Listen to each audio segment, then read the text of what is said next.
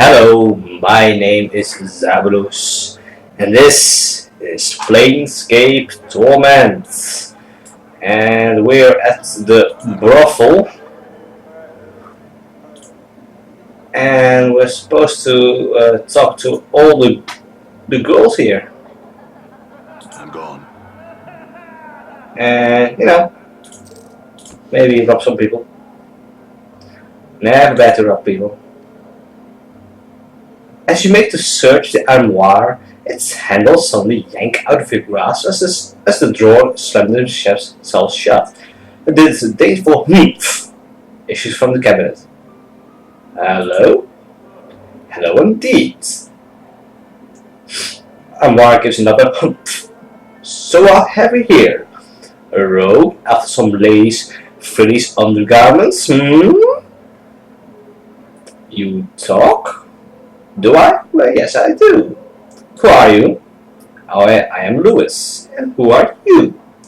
Thoughtless, uncouth fellow rummaging about at other people's things. Never mind that. What are you doing here? Well, sir, as you must know, I am being an armoire. But why are you being an armoire in this brothel? I happen to have become an armoire because I want to be an armoire. Thank you very much. It's not to watch ladies undressing, nor to have them place their soft, sweet-smelling undergarments in my drawers, where they can rub against my skin. Such accusations are an insult to a practitioner of the magic arts. I am merely soaking in the experience of what it means to be an armoire. The sights, the smells, the sensations. So all the women know about this then?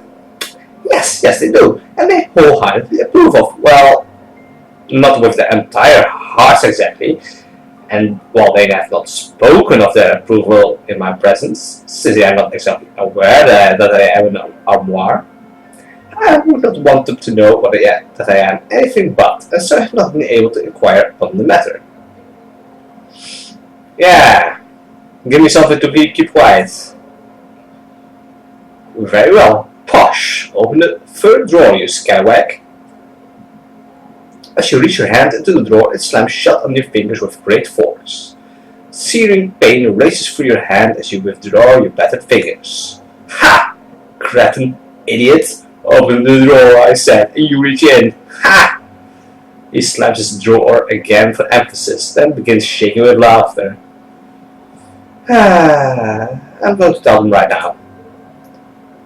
First, I will tell you this one thing. I've been popping in and out of the brothel for a good long time. I'm quite knowledgeable regarding both its occupants and their activities. I assure you that talking about it is utterly worthless. Not only will you lose me as a potential source of information, but I'll simply disappear before someone comes to investigate your claims and giving you the clue fool. Maybe I'll just chop you up for kindling men. You'll do nothing of the sort. Why? If the most common of men know that one can't commit an act of violence within the brothel, he'll simply be cast out. Even if that were not the case, I assure you my command of the art is quite impressive. Yeah, whatever. Talking closets. You have a name. You must be one of the girls. This dark-haired, pale-skinned woman has a cultured, refined look about her. As she turns to you, you note that her eyes, which you had previously thought to be grey, are the color of brushed steel. Hello. Greetings. I am called Delora. May I serve you somehow? In what ways can you serve me, Delora? I am able to debate any scholarly or academic matter quite proficiently. If that is your wish, I am also well versed in various games of strategy, should you wish to play something, though I have the materials for a few such games here. Debate, you say?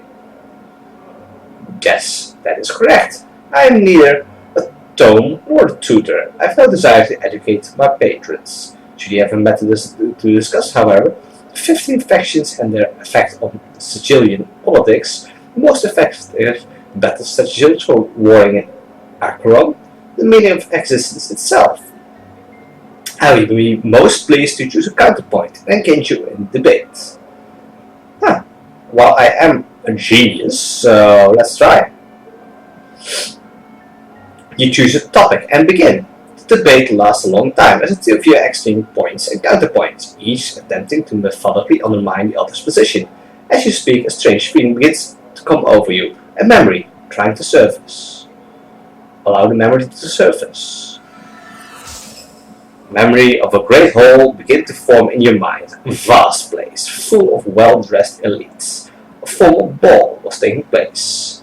Before you was a small, impeccably dressed fellow who wore a golden medallion. It was emblazoned with a symbol you dimly recall as the sign of one. The two of you stood in a circle of onlookers who had gathered to listen to your debate. Continue to memory. But that's impossible, the man was saying, looking perplexed. Oh, but it is, you recall yourself replying. I've made several inarguable points, giving you a number of examples. You simply don't exist, but you can't work to accept that I'd... Yes, you'd cease to exist. And without a flash or light or puff of smoke, with no fanfare of any sort, the man was simply gone. Continue the memory. The onlookers oohed and ahed. Some clapped, you remember, giving a flourishing bow and walking away, a small, satisfied smile upon your lips. You suddenly realize Laura is watching you closely. Are you feeling well? We might finish our discussion at another time, should you like. No, let's continue the debate. As hard-pressed as you are to beat Laura's infallible sense of logic, you eventually win out. She merely nods in approval. You are a most skilled debater. This there is no denying. I do feel, though, I had time to perform some research. You might not have bested me. Thanks. If you would like, we can debate the once more on the same topic. Accurate. After you position this time, should you desire it. Wait, are you always so ruthless in a debate? Mrs. Grace instructs me to show no mercy, for another of her students always allows a painter to win after a lengthy debate. It was Mrs. Grace's desire that I provide a different sort of experience for the clientele. And my English is not that good today. Go to take a sip.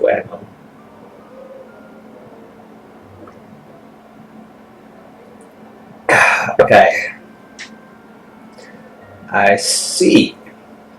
Could you play a game now? Of course. Is there anything in particular you wish to play? No, I don't really remember any games. Here then, allow me to show you one. The Laura brings out a thin lacquered box, which unfolds into a small board marked with a grid. The contents of the box prove to be a number of polished stone chips. Half of them black, half of them white.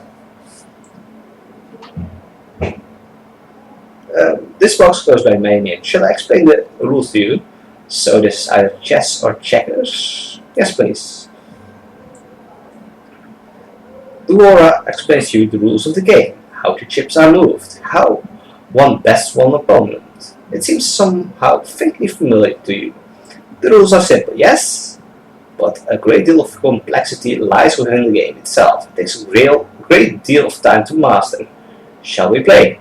Yes, let's. As you play, you come to realize that you've done so before.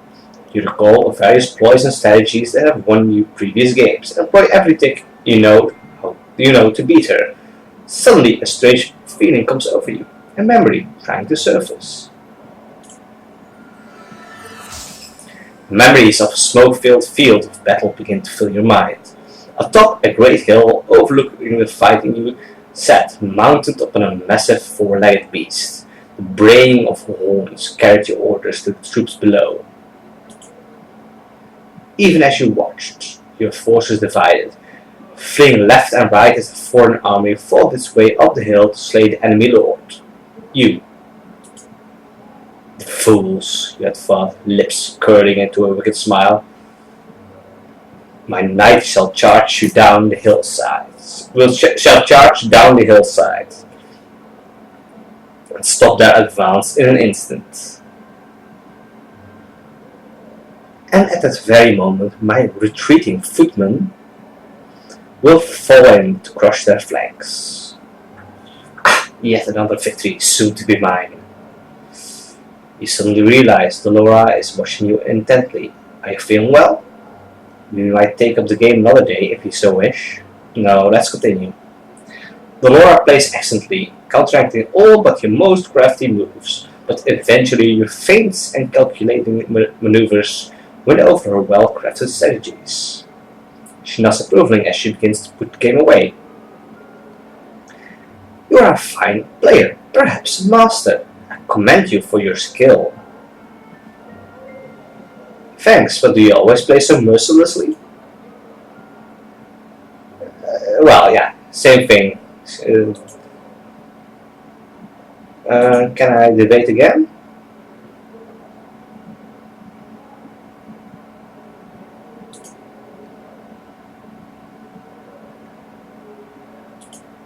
Alright. Dolora casts her eyes to the floor with a sound that might be a sad sigh. I am willing to serve you as a patron, but I have no wish to answer other questions at this time. My apologies, but I fear you shall simply have to bear with that for the time being. Anything wrong? Updated my journal. No, I fear not. My troubles are a matter of the heart. In time, I think all things should be resolved. Are you sure I can help you? Certain? No, I am not. My first love, merriment, possesses still the keys to my heart. So long as he has them, I shan't be free to love another. This is the cause of my melancholy.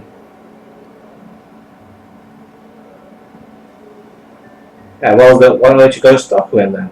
Man, leave this place. The reasons why are deeply personal and not to be shared with strangers. Even ones who might bestow a kindness upon me, but suffice to say that I cannot seek out merriment myself. Well, I can find him for a price. Updated my journal. I possess little save for a few pieces of jewelry I once received as gifts. Should those suffice, I would be willing to reward you with them. Merriment is a member of the Society of Sensation, so you may wish to ask for him at the Civic Festival. Yeah, always. Stronger.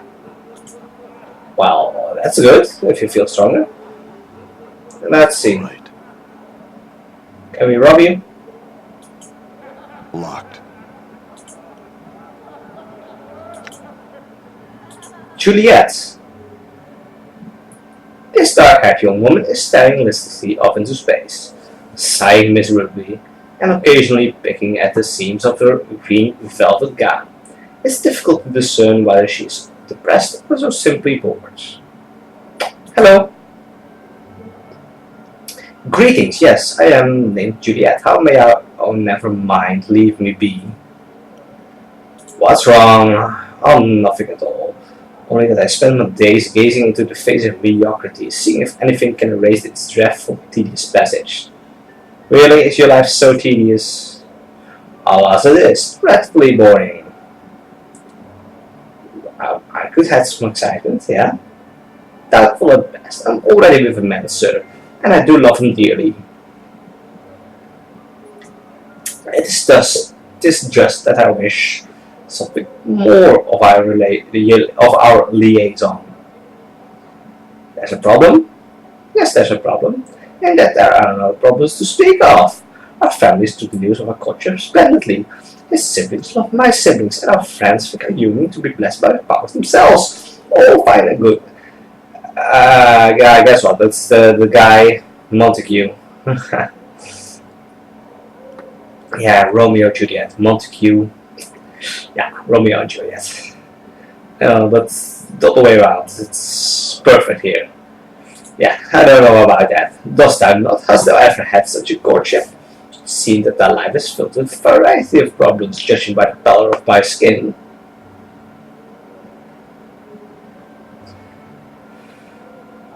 I can't remember any courtships I've had. The remnants of the ones I've counter suggests I may have had some problems.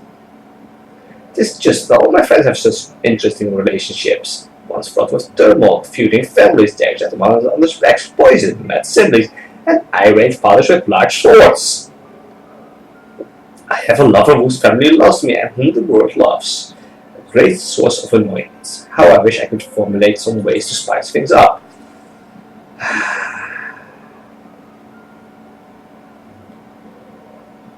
What did you have in mind, Juliet? I'm not sure. Some element of danger or jealousy, something intense. Why don't you have an affair? I never could have a true affair, for I love him too much. But perhaps I could have a false one? Thou dost appear to be no stranger to dangerous behavior. Art thou interested in becoming a suitor? What's in it for me? My company and my gratitude will be enough. No. What didst thou have in mind that does not involve touching me? I want information. Very well, I shall deliver once thou dost deliver. Dost thou understand? Yep. Excellent, my love. Montague may be found within the citric festal. I thank thee. Updated my journal. Ah, stupid witch. I'm gone. Really, a happy relationship, and she's complaining. Nanny Nine Eyes. This petite, attractive young woman is smiling blissfully and humming to herself. Her wide, pale blue eyes seem to constantly drink in her surroundings as she looks about. Hello! The smiling young woman curtsies gratefully and looks up to you, smiling. Well met, good sir. And Nanny, and how are you this fine? Oh my, you're hurt! All over!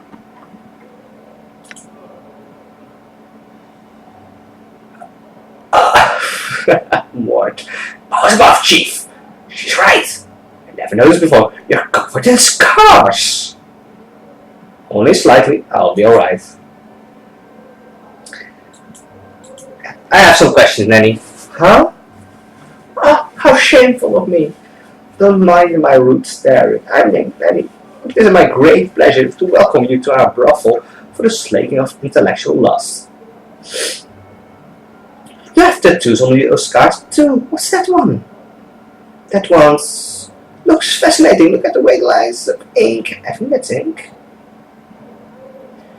She squints at the tattoo, then reaches out to touch it. Allow me to touch it. I think that's ink. Is it ink? And what a pattern! Look at the way the lines intersect here. That's simply amazing. I could make it out, but if there weren't so many scars. Yeah, the scars are permanent, honey. Oh, I'm sorry, pox on me for even mentioning them. But I have to know. I'm absolutely sure you're alright. I am looking at you and I can't help but believe that you're not in some pain. I have amnesia, but that is all. Amnesia? Loss of memory? You are so lucky! Everything must be so new to you. That's an angle I hadn't considered. I'm so pleased that I could open your mind to that idea. I've heard that's what being a sensate is all about. Bringing new experiences to others. Sensates? Yeah, I know about sensates. What are you doing here? I'm talking to you, Sally. Just like I talk to all the patrons here. All the prostitutes do. That's what the brothel's about. Learn new ways to talk and share experiences and understand other people.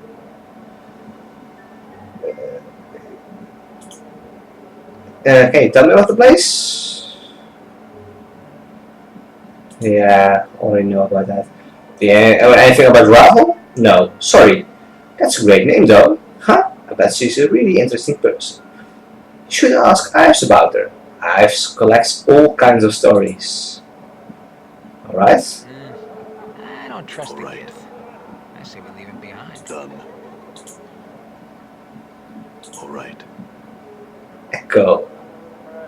Echo? I'll be right there. Locked.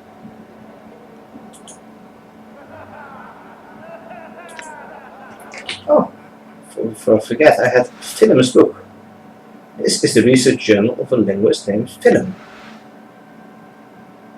Okay. Whatever.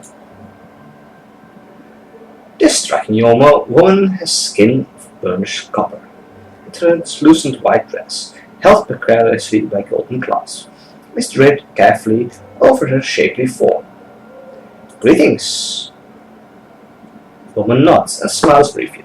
The scent of her hair, sweetly perfumed, fills your nostrils.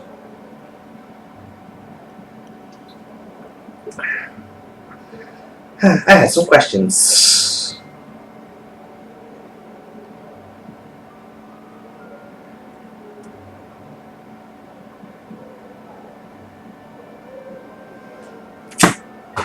Yeah, where are you? She smiles and curtsies but offers no response. Can you speak? She shakes her head and smiles sadly at you. Journal. I love this shit already. Words. Can you write that or pantomime? She pouts, shaking her head. May I ask why you can't communicate? She sighs softly and nods. Huh. Who are you? She smiles and curtsies, offers no response. Yeah.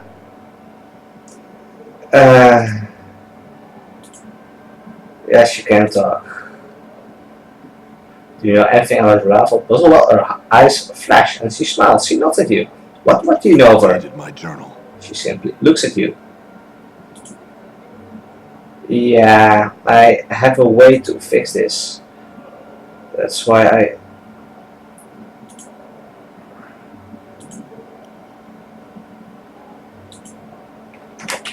No? I have the Fiend's Tongue.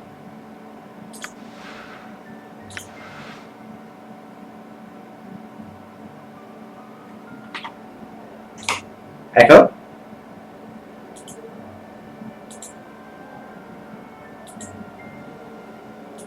Is there any way I can trigger that?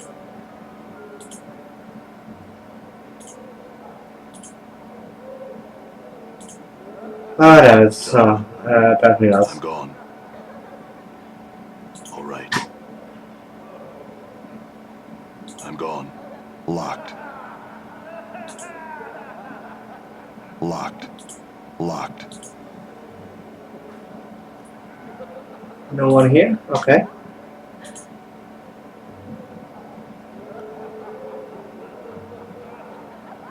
All right. And Viru? All right. Guys, you're really starting to bug me a bit. I think I'm going to go around talk to the I'm girls gone. without you. Here, go stand with the robot-y fellows. Oh, apparently not. Yeah, go stand over there. And I will just... All right. Done. I will just walk around. Done. Talk to people.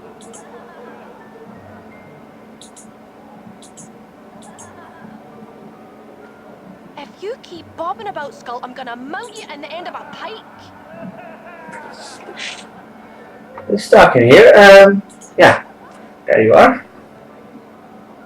Squinting at the figure behind the partition, you can barely make out a shapely female form in the darkness. She turns to you, but you can't see nothing of her face. Hello. Yes? Come to speak with Marissa, have you? Quite rude of you to enter the darkened room, storming behind my partition like so rude, so foolhardy. You can hear a faint whispering sound, like the slight breeze or the hissing of serpents. My apologies, I wasn't sure if someone was here. Ha! But it would seem there is someone in this room, wouldn't it? Shall you be on your way then? I have questions though. Why are you behind the screen?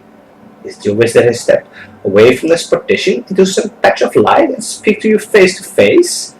Nay, I think not. The darkness suits me, and doubtless suits you as well. Why is it so dark in here? Please come into night.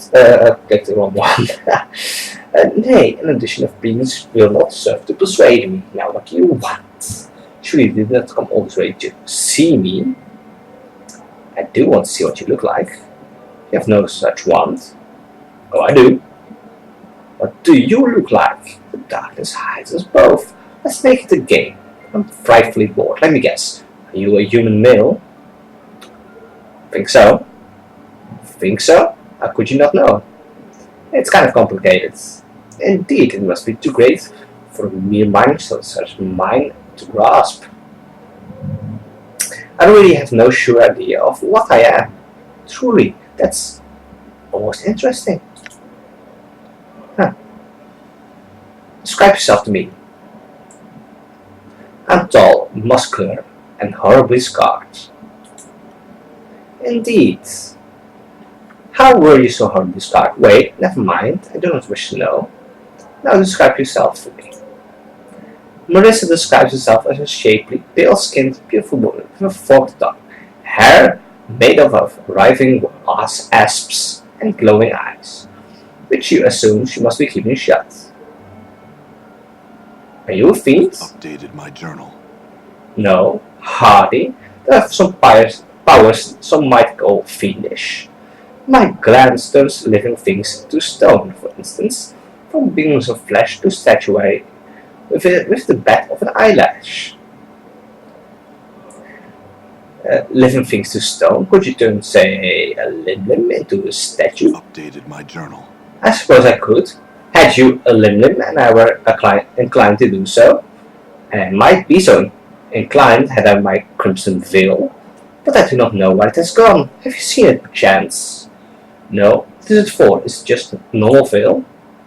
No, not quite.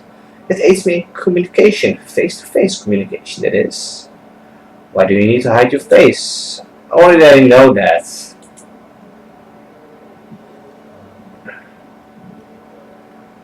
But can you tell me about the silent prostitutes? Updated my journal. Yes, Echo.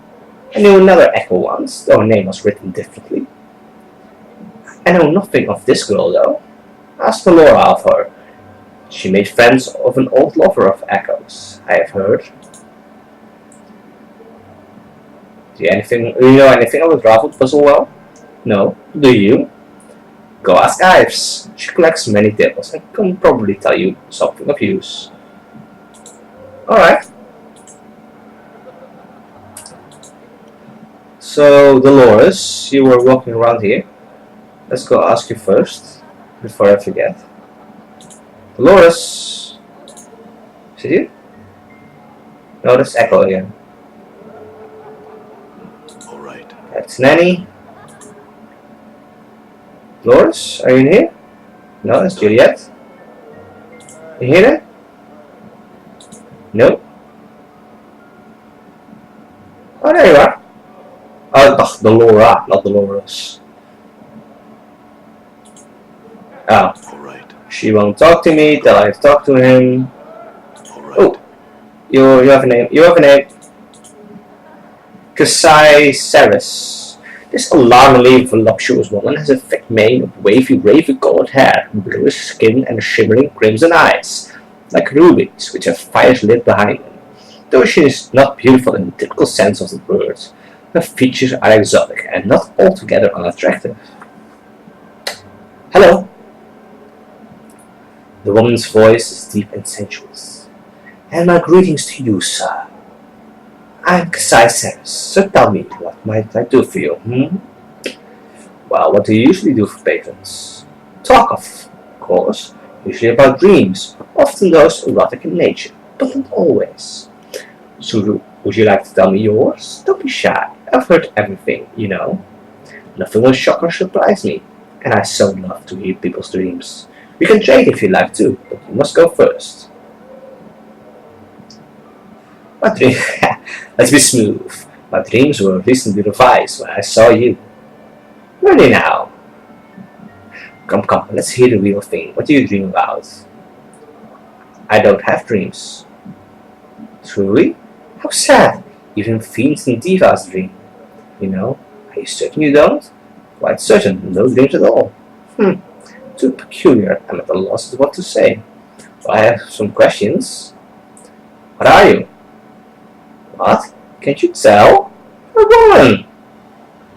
I can see my answer doesn't please you. I'm plain touched, actually. That's all you need to know. What are you doing here? Entertaining your questions, it seems. Really though, I'm a student of Mistress Grace's. All the prostitutes in this brothel are. Students? That's right, the brothel is actually a school for women who are thinking of becoming sensates. Mistress Grace teaches us the ways of language so that we can better identify with ourselves and those around us. It lets us experience the place more fully, you know? Well, I already know about the sensates.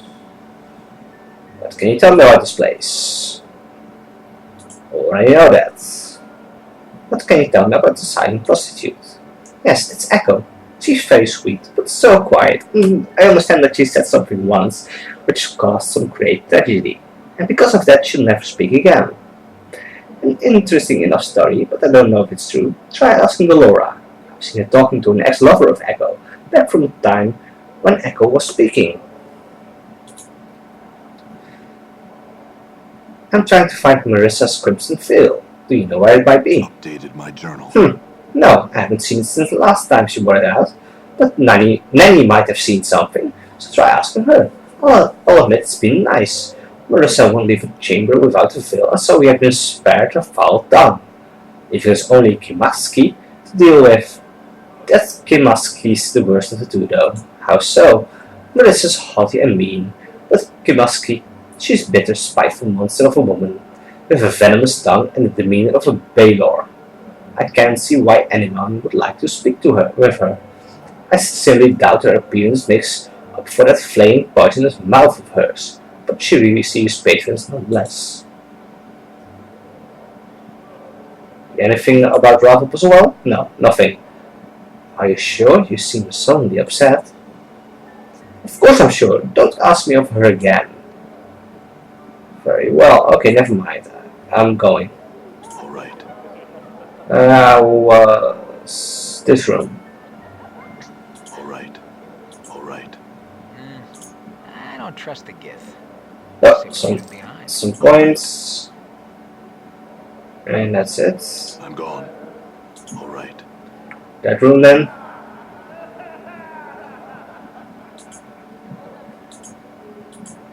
I'm gone.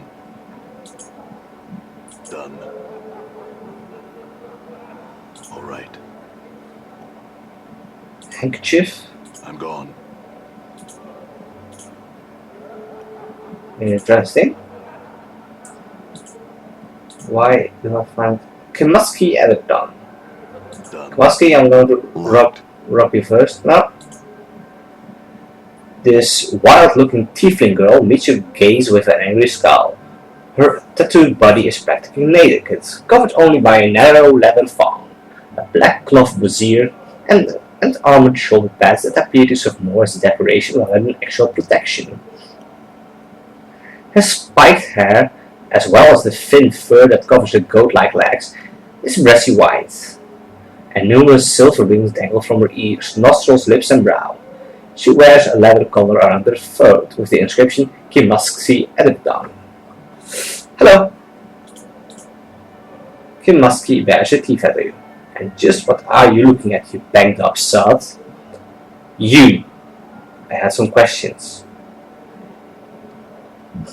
And what makes you think I care? Why don't you lick my backside? My tongue's not wide enough, and I don't like hair in my mouth. Well, you seem to like the taste of offal in your mouth, you dung-breathed cretin. Only because it's like kissing you, you mangy stinkbutt. Kiss me? Ugh! I'd rather kiss a bloody mass of phlegm than lay my lips and you, no thanks. Don't thank me, thank the power someone actually wants to kiss you. Kimaski looks at a loss for something to say. For an instant, a smile threatens to crack the grimacing mask of her face. and she becomes more bestless than ever. Alright, what do you want of me? Questions answered. Who are you? My name? Uninterested. I can guess yours though. Scar bunch, get out of here before I put a fire under your arse. I have another question. What are you doing here? Not you, that's for certain. I'm contemplating the best way to tell you to bike off next. What can you tell me about the side prostitute? What, that awkward shit? Don't know anything about her. Don't talk to the girl. I mean, why? Not like she can talk back. Ask frigid Laura about her. I think I saw her playing Go with an old crush of Echoes, back from when she could talk. I'm trying to find Marissa's Crimson Veil. Do you know where it might be?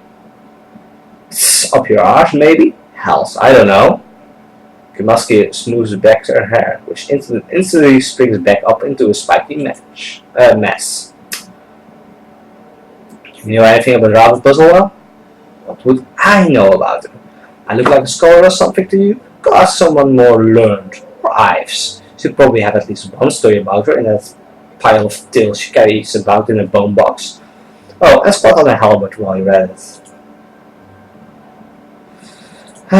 Goodbye. Done. I haven't seen Ives yet, so she's probably in the last room. Done. I'm gone.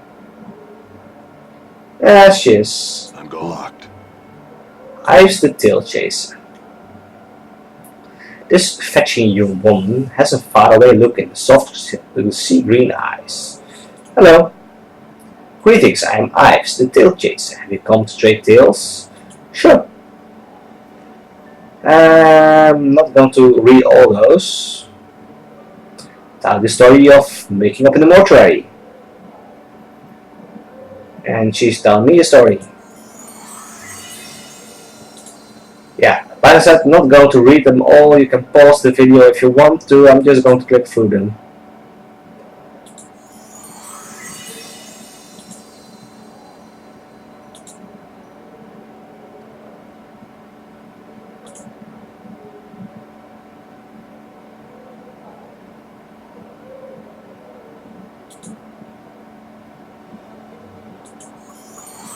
Oh, actually, I did not know what the model was. Well, actually, I do. It's those robot things we saw up there.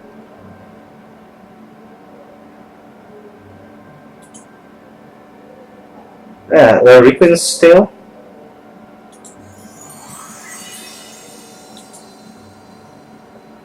The Alley of Dangerous Angles.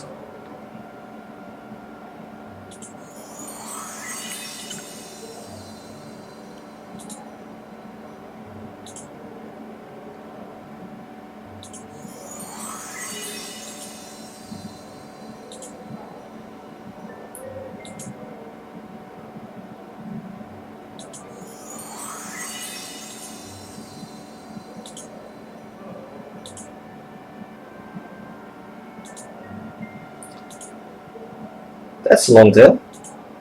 Yeah, ask one of your companions if they have a story to tell. Actually, Ives, let me ask you a question. Why are you called the tail chaser?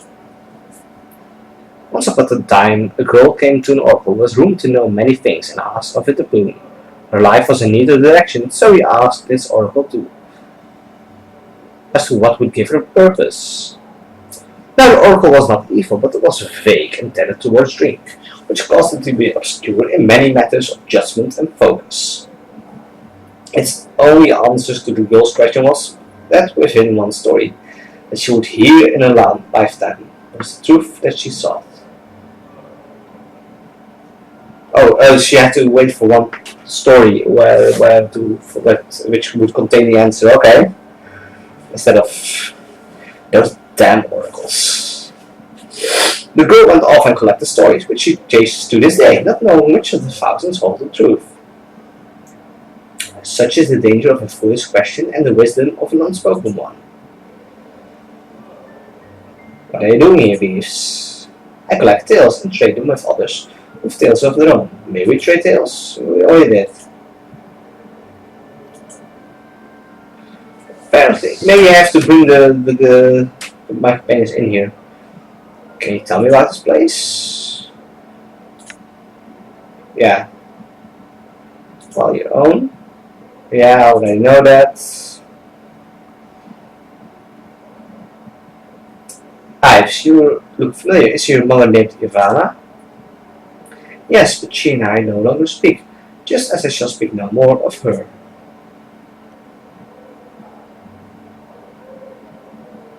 What can you tell me about Echo?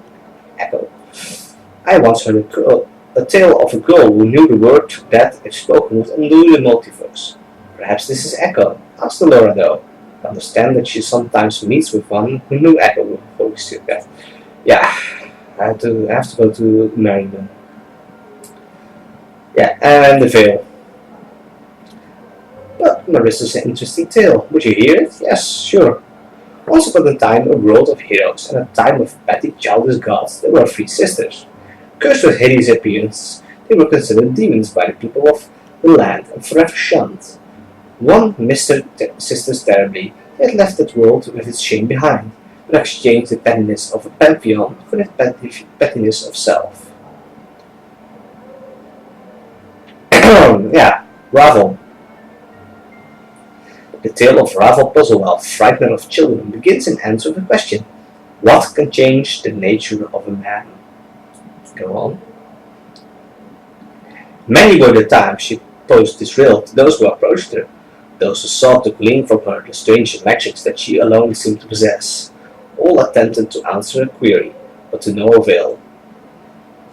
And they found the price of their wrong answer to be some horrible fate. Always more terrible than the last victims.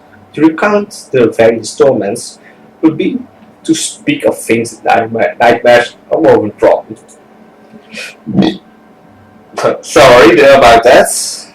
The water I was drinking suddenly came up, as in a bird. And go on. The tale strikes me in this way. Ravel herself knew not the answer to this question, but she lusted for such an answer. Only the why of the matter remained in question. Why did the nature of a man matter to one of the Grey Sisters, especially to one of such power as Ravel? It is said that she put the question to the Lady of Pain, not directly, but shouted it to Sigil itself, daring for the lady to answer. When no reply was forthcoming, she wove terrible magics that threatened to open the cage and let the fury of the plains roll in like a wave. She received no answer other than banishment. To this day, no one knows the answer to Ravel's question. And now there is no one to petition, for Ravel herself is gone, lost in the plains. Updated my journal. Wait, there is more. Though my tale ends with Ravel's demise, there are some that claim the hag still lives. There is a silent prostitute here who once talked of such things, but she speaks no longer. If she would speak to you, she might tell you more of Ravel. Thank you. I'm gone. Done. Here we have the Modrons. Modron. This strange, cubic creature seems to be as much machine as it's organic. As you approach the thing, it silently stares at you with wide, unblinking eyes. Its face hasn't the slightest trace of emotion on it. Come on, Chief! We're in a building full of some of the sexiest shits this side of the multiverse, and you stop to talk to Modrons? What can you tell me about the Mod? What's there to say? Annoying little clockwork pests. They're always working to impose law and order upon the multiverse. Not good, mind you, just law. Let's just forget about them and go chat up the ladies, Yeah. So what am I going to talk to him? Fine, whatever, but don't say I didn't warn you. You probably won't get anywhere with him though. There's an awful lot to talk to. Hello? Its voice has a metallic reverberating quality to it, as if it were more a sound played out on some warped musical instrument than true speech. Your greetings are returned. Oh, your greeting is returned. There is a soft click as the creature blinks. An awkward silence hangs in the air between the two of you. I have questions. Identify yourself to us. It's not important who I am. The opinion of the subject as to the importance of its identity is irrelevant. We consider the identity of the subject to be important. Thus, for all intent and purposes, it is important. I'm not sure who I am. We will know why this is so. I don't know myself, I just can't remember. All things should have a name, all things should be identified. We find your answer unsatisfactory, but it shall have to suffice for the present. We would identity ourselves. Identify, so that should be identify ourselves as moguls. Quite a long time. Wait variant to the subject. I have questions. What are you doing here? Our purpose here is observation. What are you observing? We are observing one of the establishment staff. Who are you observing? As previously stated, we are observing one of the establishment staff. Yeah, who exactly? The object of our scrutiny is named Dolora. Why are you watching her? We have not been informed as to the specific purpose or purposes which resulted in our being given our present task. The command of our superior pentadrone is sufficient reason to perform said task. As such, the purpose of our purposes are irrelevant to us. Damn robots. Okay, tell me about the place. Yeah, that's just the location. What can you tell me about the silent prostitute? The subject referred to is named Echo. We've gathered no more information regarding said subject. I'm trying to find Melissa's Crimson Veil. Do you know where it is? We do not. If we are not currently in the process of doing so, we will suggest a methodical approach of questioning each of the inhabitants of this building. Doing that, do you know anything about Ramon? We know nothing of any being or object possessing such an appellation. Never mind. Guys? I'm gone.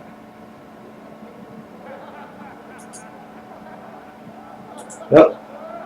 I'm Let's gone. go here. I want to see if we can get you to tell her a story.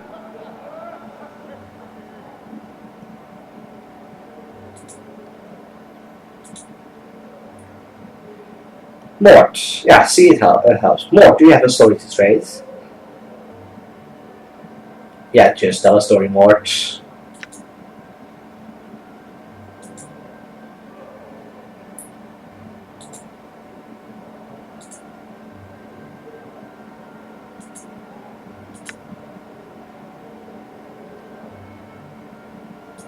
Actually, yeah, that was an interesting story. That's actually about me.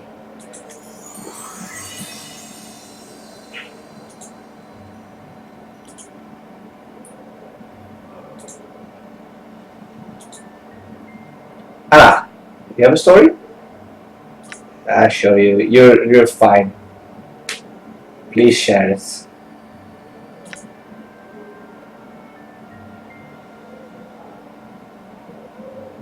Go ahead.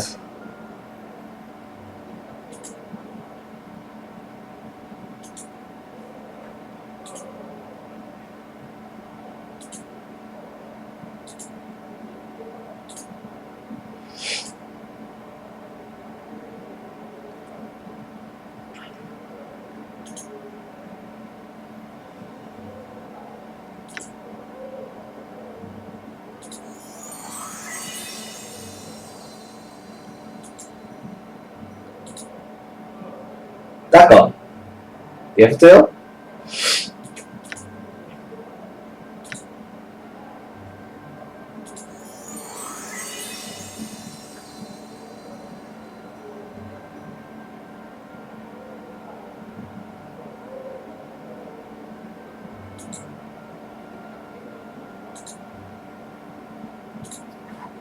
Okay.